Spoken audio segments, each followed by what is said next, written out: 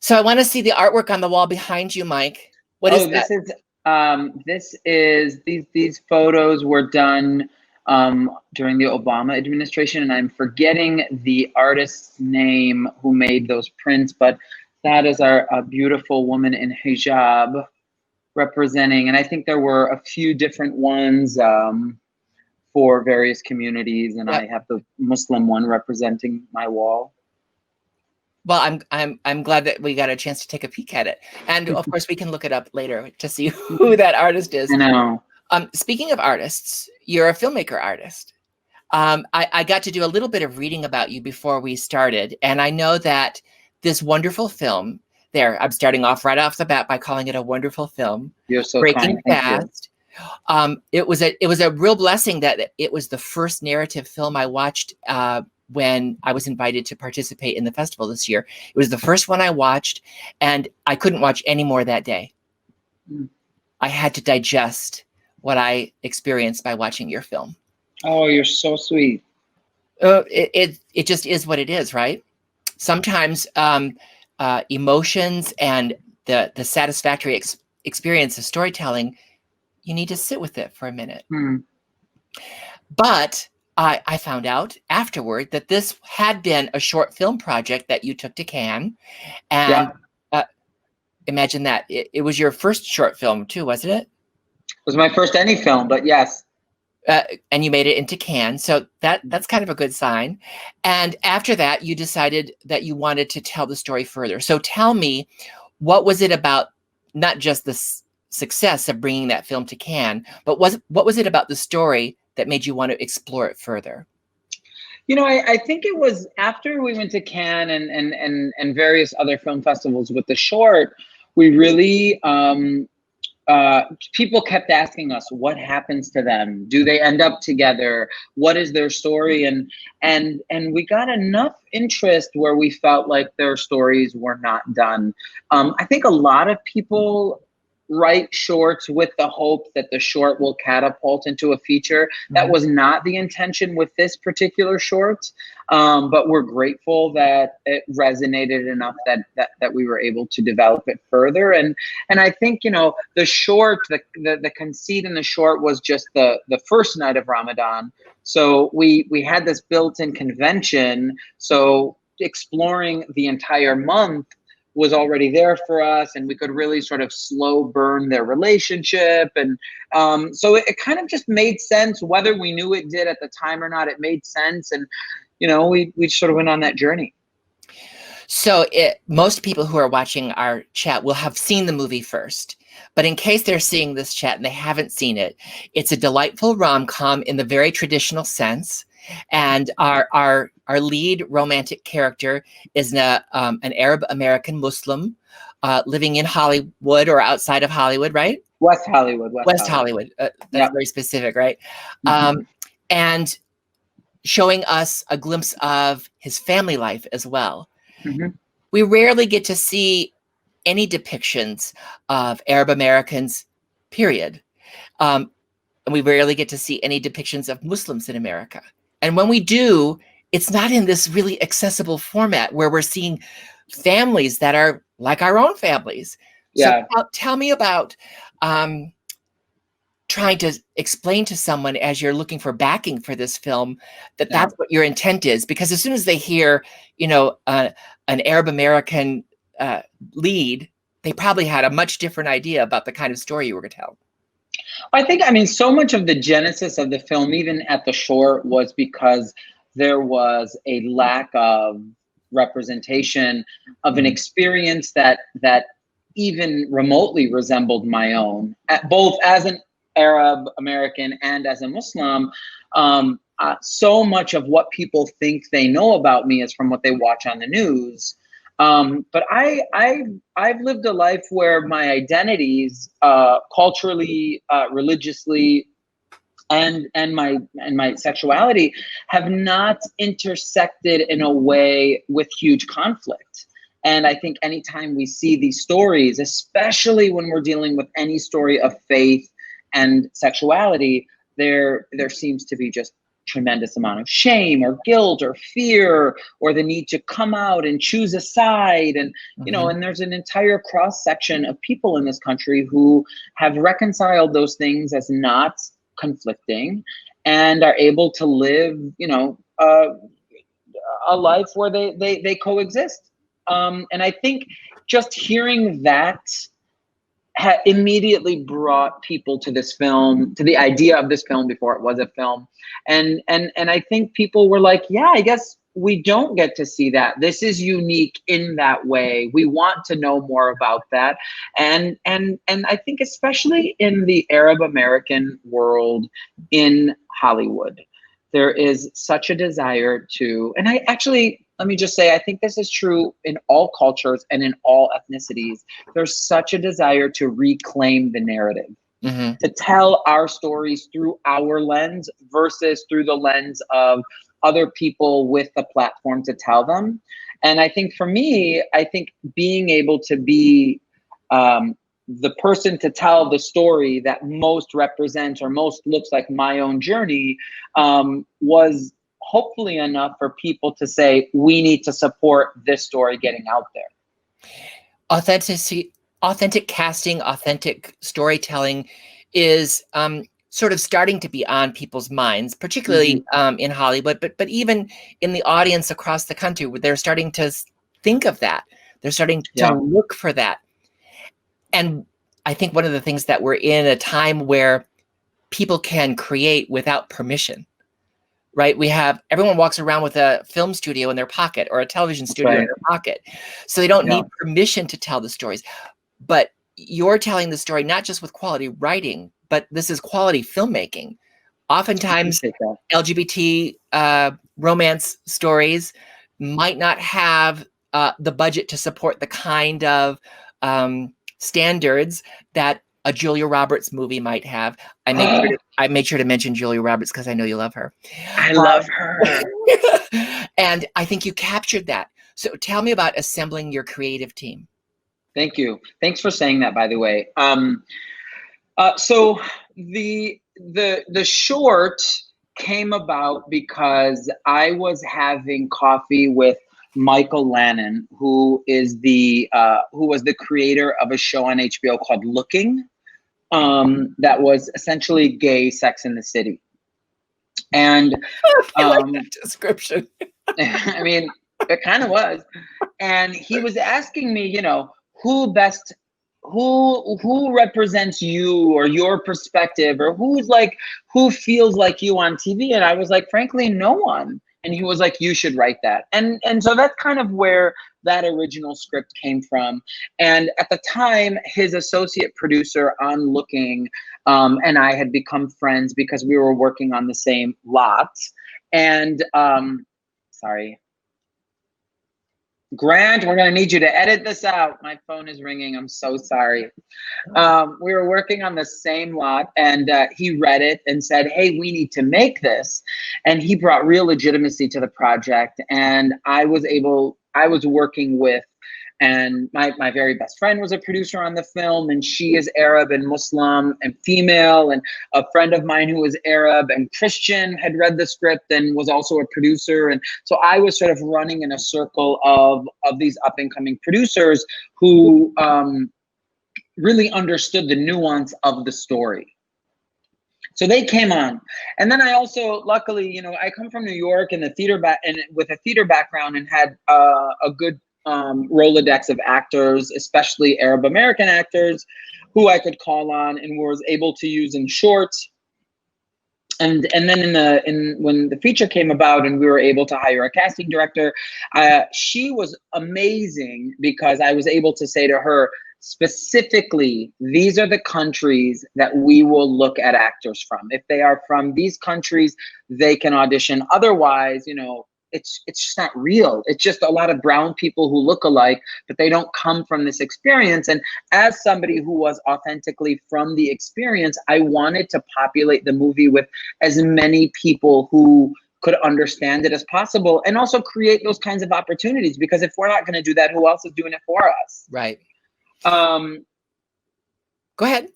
No, I think that's it. So it was really just a matter of having a very specific vision and having a team of people who aligned with that vision and were like, we get what we're doing and let's go forward and let's do that. So the producing team helped you, of course, as you said, get the connections, the legitimacy because of their track record. Yeah. How did you go about assembling your DP and those sorts of folks? Because it's beautiful. I mean, it's beautifully shot. It's stunningly shot. We had an incredible DP by the name of Anka. Anka and I worked together on a previous short film called Brothers that I wrote and directed, and she was a dream. And she is a dream of a human. And I think, and she is Polish and, you know, very white, and I'm not really sure what her religious affiliation is, and she's a woman, and yet, even though like on paper we were so different, we fully understood each other, and she was able, and I'll be the first to tell you as a filmmaker, my favorite thing in the world is dealing with actors. If you ask me what lens to use, if you ask me what frame, not my problem. I don't care. Just get my story across. And she was like, tell me the emotion that you want, and I will technically work on getting the emotion for you. And that we could speak to each other in that way, and it was very helpful for me. And she brought on a team that she had a shorthand with, and you know, it was a real family affair. I mean, everybody sort of was 1 degree away from everybody else, and it just made us move very quickly and very smoothly. The scene where the family is breaking fast together, where everyone is there. First of all, it's beautifully lit, and the energy of the scene moves really well. Sometimes dinner scenes can be challenging. A lot of choreography. A lot of choreography. It felt as if it were just organically happening. So tell me about that part of your shoot, because it's also giving us this delicious glimpse of an Arab American Muslim family that we don't often see. Yeah, I mean, I think what was really exciting about those scenes, all the food scenes, but specifically where there were a sizable amount of people in them, we partnered with this unbelievably generous Lebanese restaurant here in LA called Open Sesame. And the owner of that restaurant immediately said, how can I help? And donated in kind every ounce of food you saw. He would come to set, he would help style it. One of our producers, who I had mentioned, my best friend Sarah Bazzi, was also, you know, very, very much meticulous about how the food looked, because she knew exactly how that food was supposed to look, and I did too. And we were very specific about wanting it to look a certain way. And immediately when the take was over, immediately cast and crew just started eating all the food in sight, and it was great. It was awesome. We wasted nothing on set. Usually you leave a film set and you see a lot of wasted food. On ours there was none. Well, it was fake food, but that looked like it was really a holiday celebration. There was nothing fake. Could you imagine, as an Arab, if I had fake food, people would have my head. Oh my goodness. So that was that. And I think also it comes down to like knowing what you want, and then knowing how to communicate that, and having people who also know what you want and are sharing in the vision. And I will say, I mean, at that point, you know, the main cast and I were just cruising along nicely. And then I was able to populate those other scenes with people whom I've known for a long time and wanted to also uphold. And so like, it was, again, it every day on that set felt like a family affair. And it really helped the vibe of the set and the speed through which we could move. Before we get into the romance, the center of your piece, I want to talk about some of the other characters. I'm going to get the name wrong. So his cousin, his friend, who is a little outrageous, but then we start to see a little bit more of him. Sam. Sam, thank you. Tell me about including that character, because that could have so easily, first of all, it had to be good writing to give us that, where it was more than just this stock character, but it had to be a good actor to be able to give us that humor at the beginning, that and then to give us that real person. Tell me about that. Well, I appreciate the writing compliment. I will defer all credit to Amin El-Gamal, the actor, because he was and is an impeccable actor. His timing is impeccable. He understands direction impeccably. And it was an absolute pleasure to work with him. And I look forward to working with him in many other instances, God willing. But I think, with Sam and Mo, our protagonist, and then Hassan, who is the boyfriend in the beginning, what I really wanted to do, it was really important to me, because at the center of our movie was an Arab Muslim character who was very privileged, who didn't have a lot of conflict, who was not an accepting family, totally rationalized his faith, was he was a doctor, he had a great life, a great life. His biggest conflict was obviously himself, but it took you 3/4 of the movie to really figure that out, but it doesn't matter.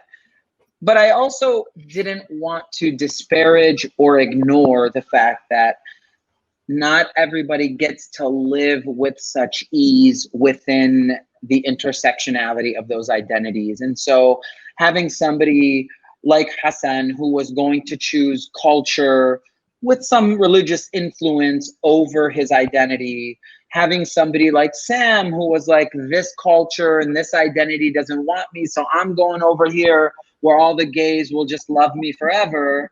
It was really important that there was that triangulation between the Arab, Muslim, gay experience, because being Arab, gay, and Muslim individually is not a monolith, but combined is certainly not a monolith. So to show a cross section of experiences was absolutely important to all of us making this film. And I think it was not just important to any young Arab Americans that will see this, young Muslim Americans that will see this, because you gave voice to some of their concerns through more than one character, right? But I think it's important and really beautiful that other Americans who are not Arab American, who are not Muslim American, can see this functioning in ways that are so accessible and familiar and relatable to them.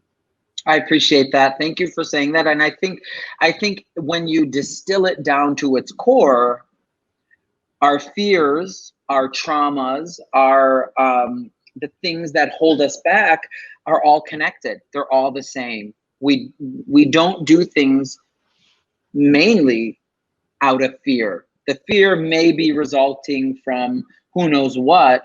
I mean, those variables could change, but amongst humanity, those fears all have common themes. So I appreciate that. I mean, that's very important that people who are outside of these specific identities can relate to the themes through which these people are living their lives. Well, when it's not someone else telling the stories, but it's someone who is of that experience that's telling the story, that's when we get the truth. And that's what lets us in. So how did you do that work? How did you expose yourself in the way that you must have had to do in order to create the piece, in order to tell the story?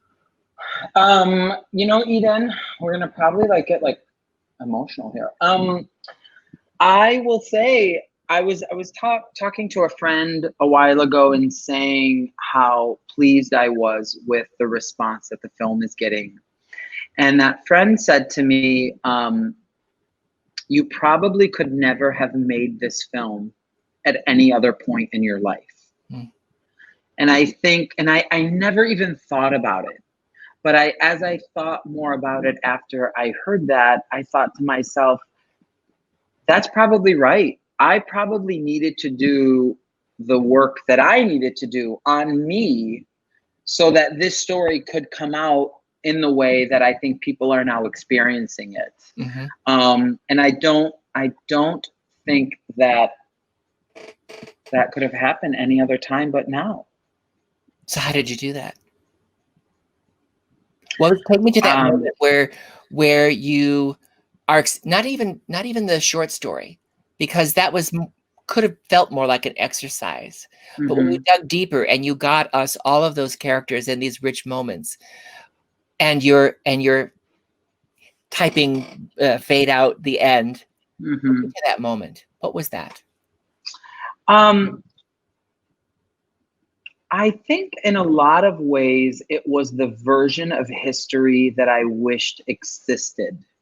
I think it was not necessarily fantasy, right? Not like what I wrote wasn't possible, but let it be a benchmark for the new normal of what life can be versus being sort of some unicorn of a script or of a movie that stands alone while all of these other movies that are about sadness or shame or all those other things are sort of the where our headspace goes when we think of, you know, movies like this. And I don't mean to sort of be reductive, but you know, in a lot of ways, and I have said this before, and it's very true, Julia Roberts taught me how to love. She taught me how love should look, how I should receive love, how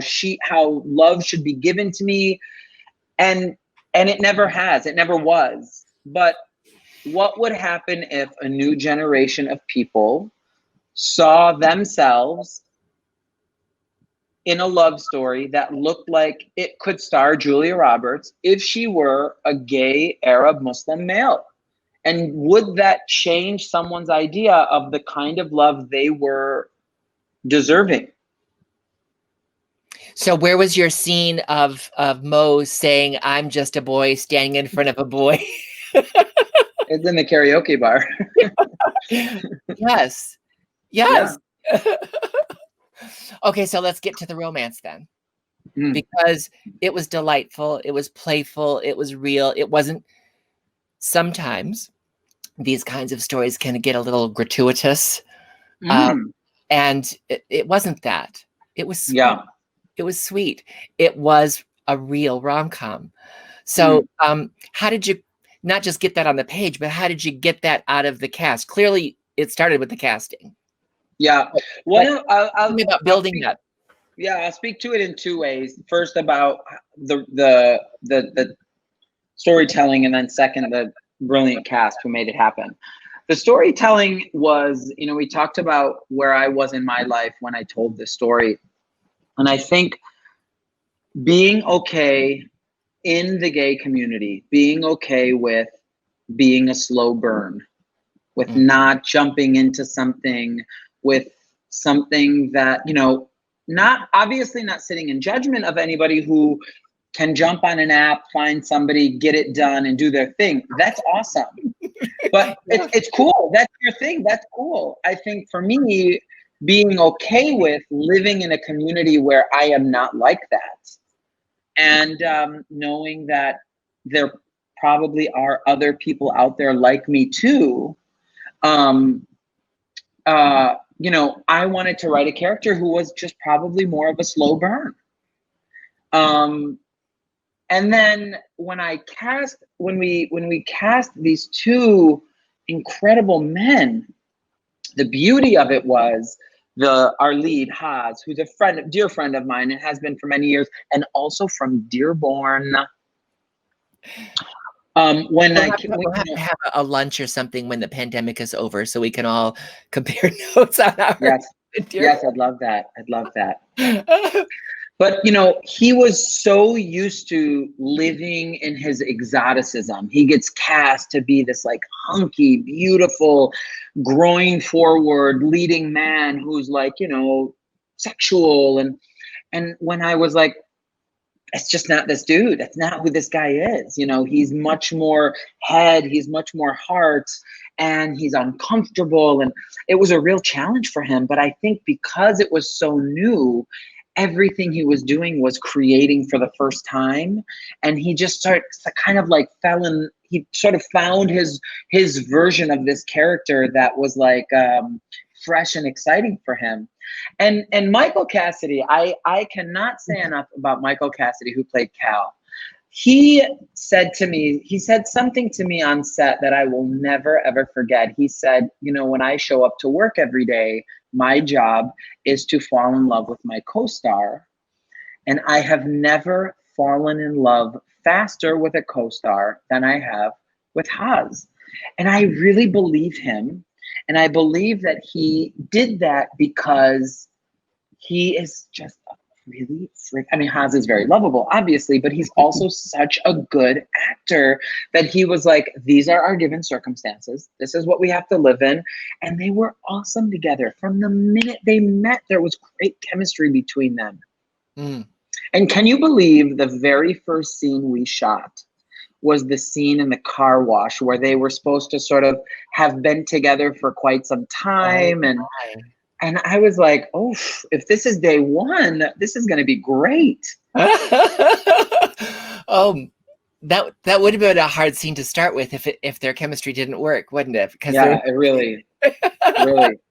And we're in a car wash, and the sound guy's yelling at me because why is the car wash going? And the producers are saying we got to move on. And, you know, it worked out great. Set up, please. Yeah, exactly. It worked out great. So, did you shoot it on location all around West Hollywood and other parts of LA? That's exactly right. 18 days all around, trying to hit all of the great sites of West Hollywood, the city of Los Angeles. 18 days. Wow. Yeah. Fast, in and out.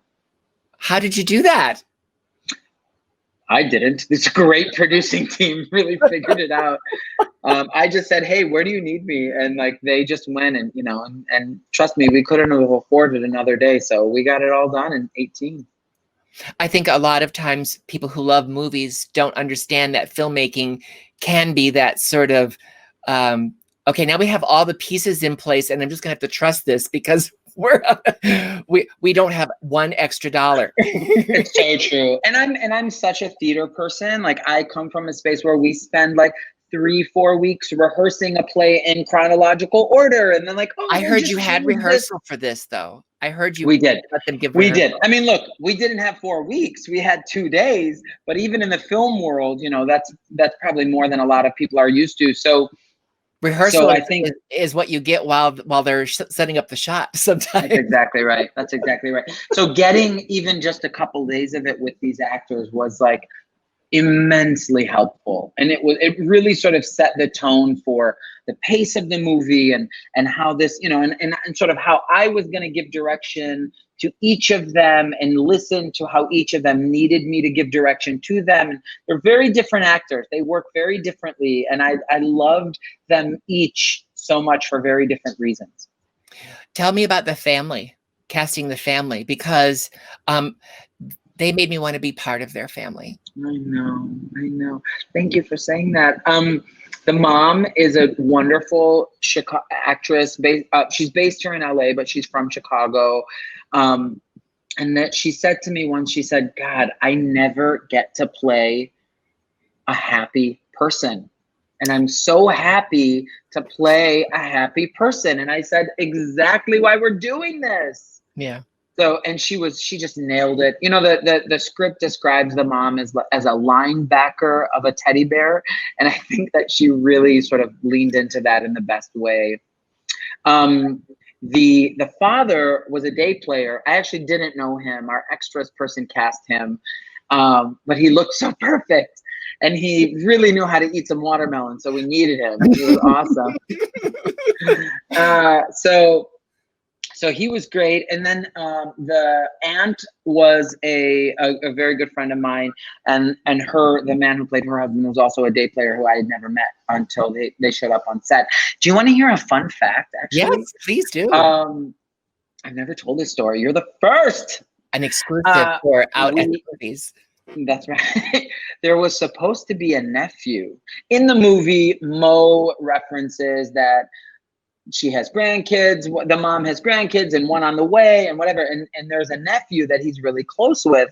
Well, on the day that we were filming the scenes with the family, and those happened, you know, consecutively and in the same location, the woman who is the mother of the boy who was going to play the nephew came in. We had our briefing meeting. We explained to the day players what everything was. And literally just before we were going to yell action, she was like, you know what? I think we should go. And she pulled the little boy. I I think she was just afraid. I think she didn't know what this movie was about. And when she found out that it was a film with gay characters, I think she got a little, unsure. And you just watching the heartbreak on this poor boy having to leave what was a real movie set with the real people. And I'll tell you what, that I don't want to say it was a blessing in disguise, because I feel terrible for that boy, but the way people saw the importance of this film and changing the narrative and being a part of the discussion around normalizing these things just intensified for everybody, and people were just on their game all day. And it was awesome for that one reason. But I think about that little boy sometimes, and I didn't know him, right? He came from extras casting, and I hope he's okay. Yeah, I do too. I really do. Yeah. Movies like this will help that, though. I mean, it sounds very lofty to say that, but it really does. I mean, look at the kinds of movies that affected you. And most of the people who come to film festivals really love movies and have been impacted by film. And it can do that. Good storytelling can do that. I hope so. I appreciate that. And I hope this film can live in that space. And, that's we certainly don't do it for the money, Eden, right? So if we can be impactful, that would be awesome. Is there ever money? Oh, well, for some people, there's money in it, right? When we make those kinds of movies, there's money in it. Right. Goodness. Not to dwell on that too long, but how did you recover the energy on the set after that occurred? It didn't even faze me. Where there was a job to do, I said, absolutely understand. Thank you. We took 3 seconds to breathe. We reset one plate, we took one plate setting out of the way, and I said action, and we moved on. And I think about this, if I dwelled in it, I think it would have ruined the day, but we had a job to do and we had to move on. There's a lesson in that beyond just getting through the shoot for that day. That's a lot of people have had to do that in their life when things like that happen. Yeah, absolutely. They have to take the place setting away and move on. That's right. What can you do? We can't live in the past. It's not as if you could stand on the lawn of the house that you were shooting in and sort of reason with her to change her mind. That was not going to happen. I think you'll understand when I say I gave up a long time ago the idea of convincing people that they wanted to be in my life. If you don't want to be in my life, goodbye. How did you get there? A lot of rejection. No, no. I mean, I think it's just, these are the things that come with age. And I think you said hit a certain age and you start to, it becomes quality over quantity. And you spend a lot of time, I think, in your 20s kind of putting energy in people who you want to think of you a certain way. And then at a certain point, you're like, oh God, I have all this great energy. Why don't I give it to people who actually have always been there? Yeah. So if you were talking to younger filmmakers or people who want to be filmmakers, because, if they're in Winston-Salem where this festival takes place, they have a great film program there at an art school. Mm-hmm. They actually have like a back lot as part of their campus. Oh, that's awesome. I'm sad that you don't get to go to the festival this year in person. I know, me too. Maybe you'll get to revisit it when the pandemic is over.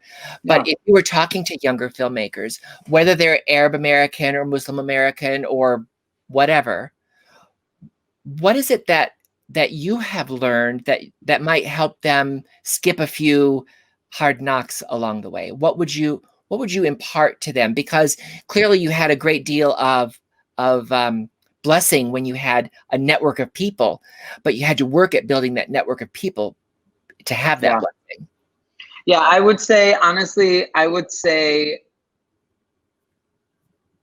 make your career about 2 things: defining your voice and defining your tribe.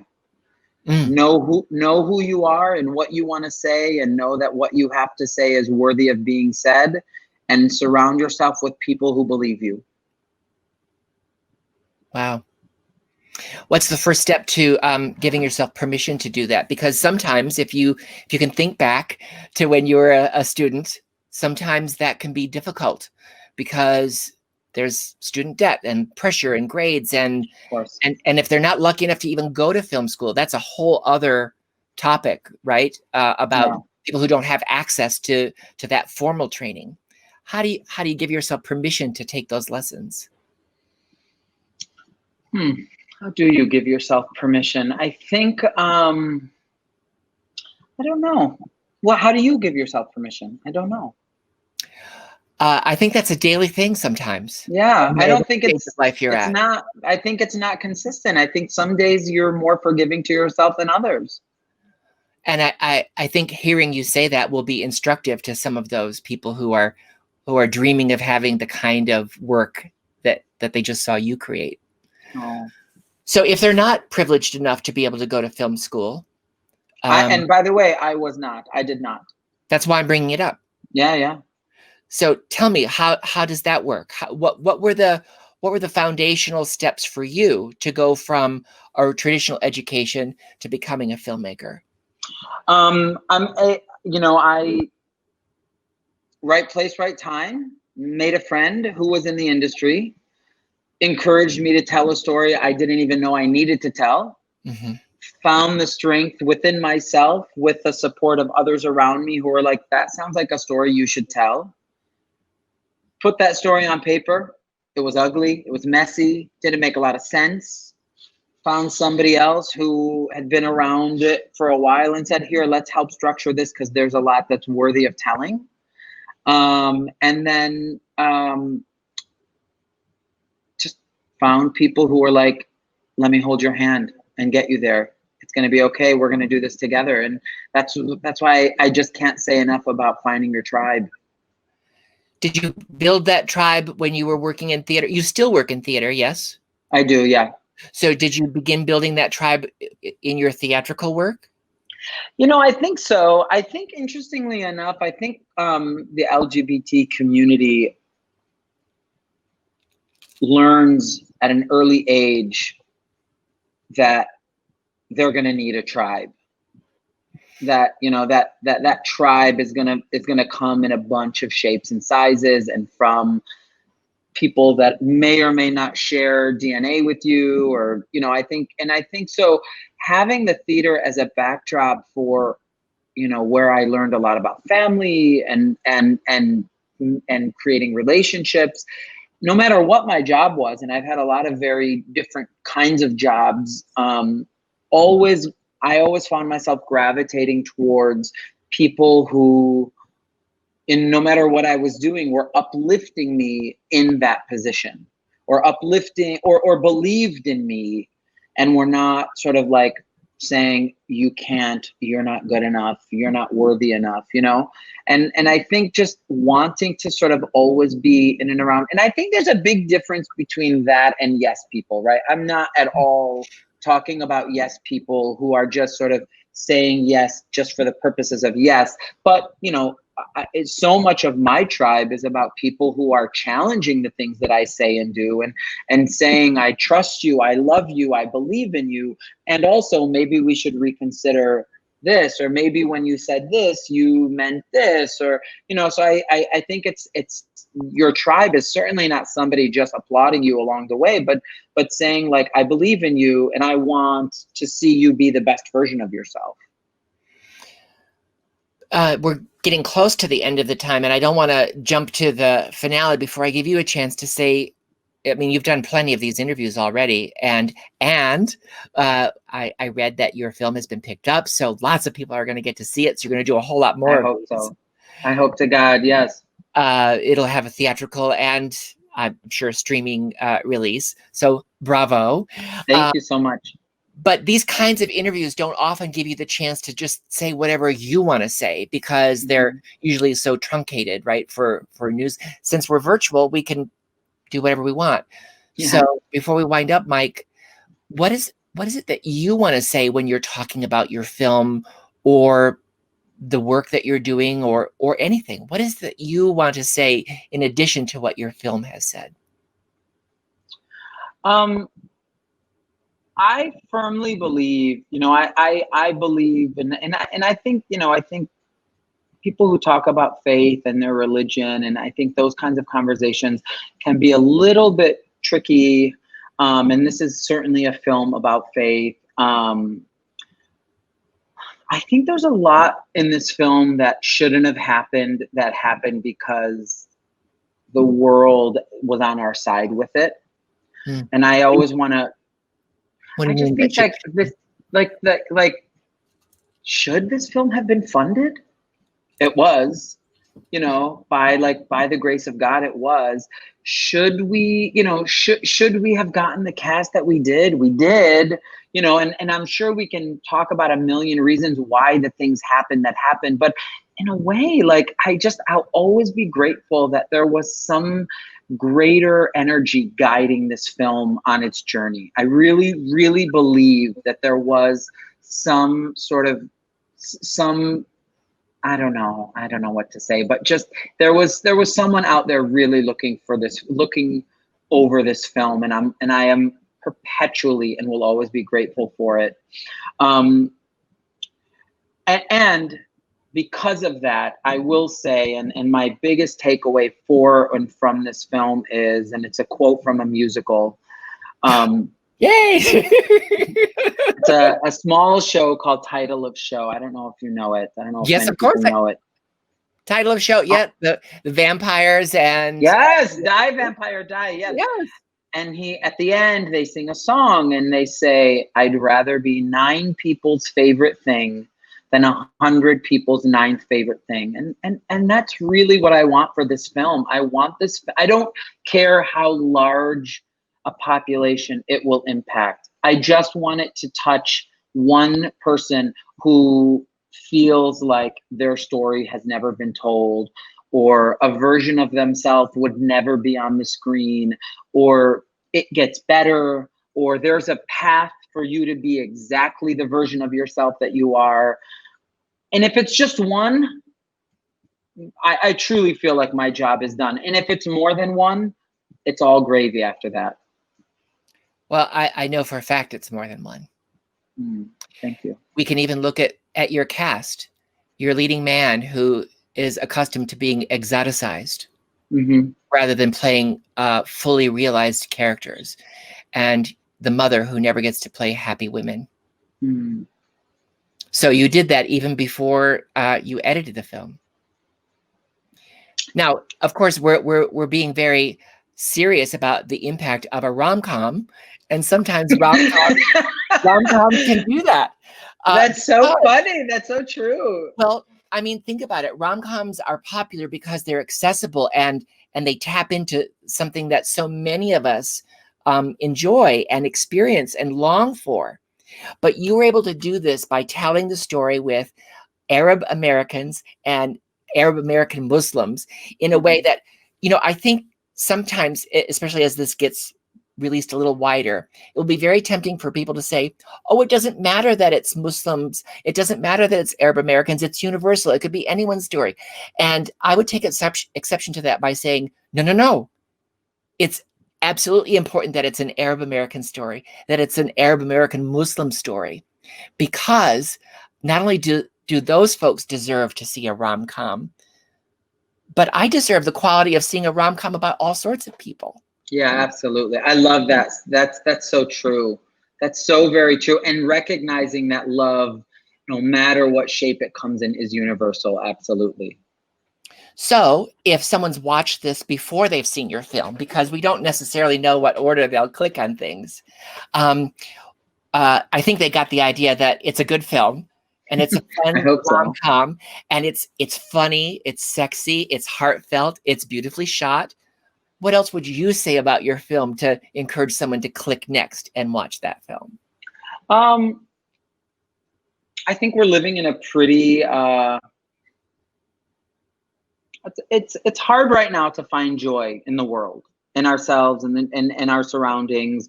And I think if somebody is just needing a little heart forward uplifting, this is the film I would choose.